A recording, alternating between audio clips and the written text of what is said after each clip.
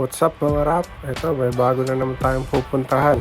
So yung Torre na yan yung target natin. And ito nga pala yung Bukit Timah Nature Reserve. Ito yung highest hill ng Singapore. And bago ang lahat, warm up muna. After natin mag warm up, ayan, punta muna tayo sa starting point. So picture muna bago malaspag. And then nga, ito yung starting point. So tara, umpisahan na natin. Ito yung mga nakakatakot yung haba ng lalakarin yung pababa. Kasi yan din yung aakyatin mo pagpabalik na Dito na nag-umpisa yung akyat namin. Talaga namang iinit ang tuhod mo Ito yan hiningal na ako dyan sa part na yan kasi ang taas. Buti na lang talaga may mga pababa pang kasama to. At yan ito na yung first stop namin. Ano natin yung 2 hours yan? Try. Andito na tayo ngayon. Ito yung pupuntahan natin sa summit. Ito yung ikutin natin. Hanggang dito, pagdating dito, hindi pa tayo diretso dyan. Liligo pa tayo dito. Hindi ata 2 hours, siyempre 2 days ata yan Sir, ano tayo pupunta? Ito. Ito pare, pupuntahan natin ito mama. Wala pang masyado nakapunta dito sa mga kasamahan natin. Ikutin natin yan. Paglabas natin dito. Magandang view dito. Diyan ako bilib kay Otap may master ang pampubudol. So kayo na humusga. Sa itsura pala ng pawis ko, medyo madali na, di ba? Itong part na to, ito yung sinasabi ko kanina sa umpisa ng video, yung Torre, na-reach na natin. Ang ganda dito sa part na to kasi tanaw mo na yung tubig Medyo malayo nga lang, pero okay na rin. Sa itsura ko dito, daig ko pa yung lumublob sa tubig. 40% na yung basa sa t-shirt ko. So after natin do sa Torre, ito na yung starting point paakyat ng summit. Medyo may kahabaan lang yung akyatan dito. So kung hindi handa yung katawan mo, tutukod ka talaga sa pag-akyat dito. So ayan na nga, narating na natin yung summit ng Bukit Timah. Ito yung point na maraming nagpipicture pag naakyat mo na to, itong bato na to.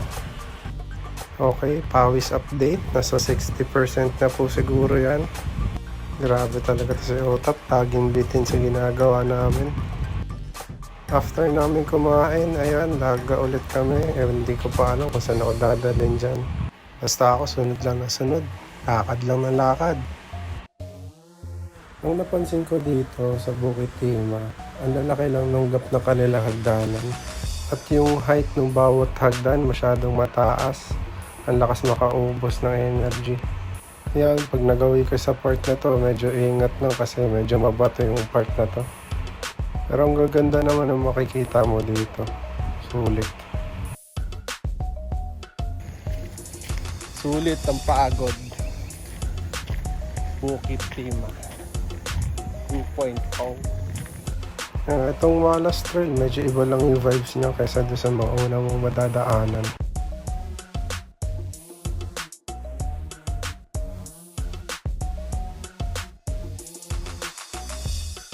And dyan, sa unang tingin, akala ko retreat house, hindi pala.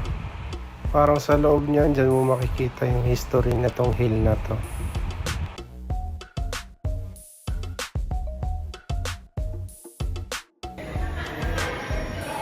May klase, huwag kayo maingay. Dyan sa Blackboard na yan, pwede raw kayo magsulat-sulat ng kung ano mo maisipan nyo. Mga designs or what.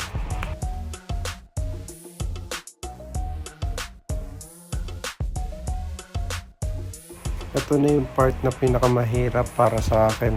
Ang haba na akyatan dito. 146 meters paakyat. Puro hagdanan. Take note, kambal yan. Isa pa lang yan. So ito yung third stop namin. Pagtapos akyatin yung pagkataas-taas na hagdanan, pahinga muna and take muna ng pictures. So ayan, konting-konti na lang. Basang-basa na yung buong damit ko. Focus lang sa goal. Ayan, butil-butil papawis ko dyan. At ayan na nga yung kuya nung isang inakyat natin. Nako po, itsura pa lang talaga, wala na. Tutukod ka talaga.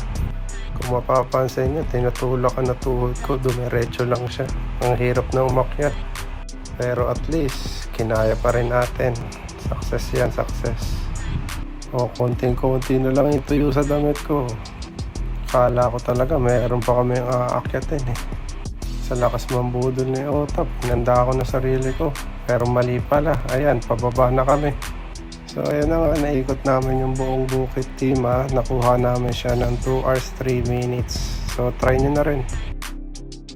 So paano mga rap, kita-kits sa next video. Mission accomplished.